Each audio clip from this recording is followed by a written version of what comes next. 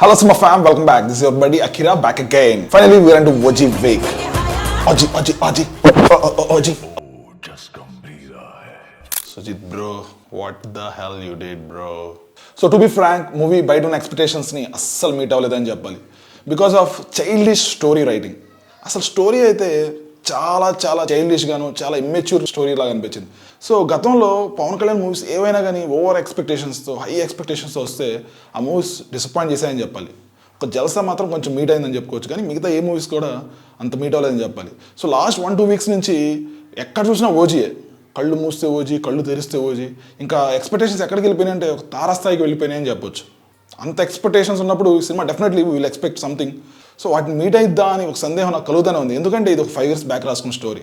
So మనం ఈ movie గురించి ఒక డీటెయిల్గా మాట్లాడుకుందాం. సో సుజిత్ ఆల్మోస్ట్ 2018లో గురూజీ ఎలాంటి ఇంపాక్ట్ అయితే క్రియేట్ చేశాడు అజ్ఞాతవాసితో, ఆల్మోస్ట్ దానికి క్లోజ్గా వెళ్ళాడు సుజిత్ ఈ సినిమాతో. ఇప్పుడే కాదు, ఒక 5 years బ్యాక్ వచ్చిన ఈ స్టోరీ వెరీ ప్రెడిక్టబుల్.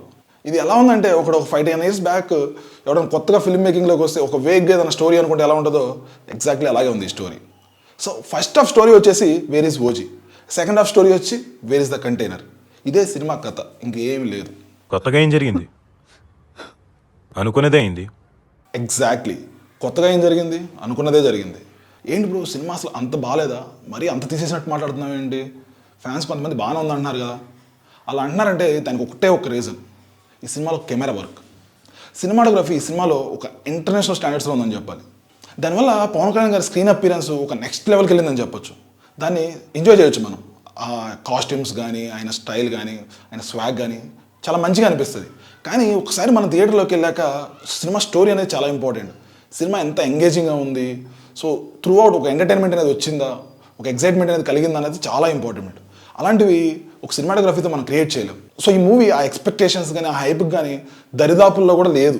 సో యూట్యూబ్లో మనం ఆ టీజర్ వల్ల కానీ, ఆ 5 Storm సాంగ్, లిరికల్ సాంగ్ వల్ల వచ్చిన హైప్ కానీ, అలాంటి హైప్ థియేటర్లో రాలేదు. సో ఆబ్వియస్లీ ఆడియన్స్ డిసప్పాయింట్ అవుతారు. సో రిజల్ట్ ఆల్మోస్ట్ నెగిటివ్గానే ఉండొచ్చు. సో అన్నిటికంటే ముఖ్యంగా పవర్ స్టార్ పవన్ కళ్యాణ్ నుంచి మళ్ళీ ఇలాంటి ఎక్స్పెక్టేషన్స్ ఒక మూవీ వస్తుందా రాదా అని ఒక సందేహం.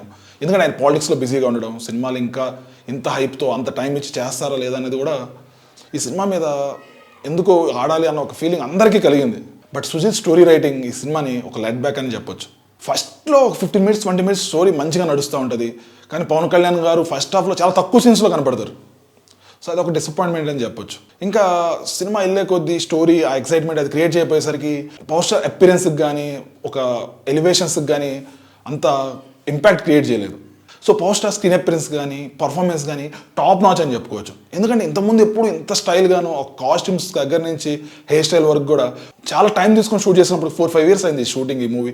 సో అంత టైం తీసుకున్నప్పుడు కూడా ఎక్కడ కూడా అది మనకు కనపడకుండా చాలా బాగా మేనేజ్ చేశారు. ఫర్ మీ పవన్ కళ్యాణ్ గారి కెరీర్లోనే ఇది one of the best screen appearance film అని చెప్పొచ్చు. సో ఈ మూవీ పాజిటివ్ గురించి మాట్లాడుకుంటే ఒక ఎక్స్ట్రాడినరీ ప్రొడక్షన్ డిజైన్, ఒక ఇంటర్నేషనల్ స్టాండర్డ్స్లో సినిమాటోగ్రఫీ ఉండడం, ఆర్ట్ వర్క్ ఉండడం, అలాగే కాస్టింగ్ కూడా చాలా బాగా ఉండడం, ప్రతి ఒక్కరికి స్క్రీన్ అపిరెన్స్ కూడా చాలా బాగా కేర్ చేసుకొని చేయడం.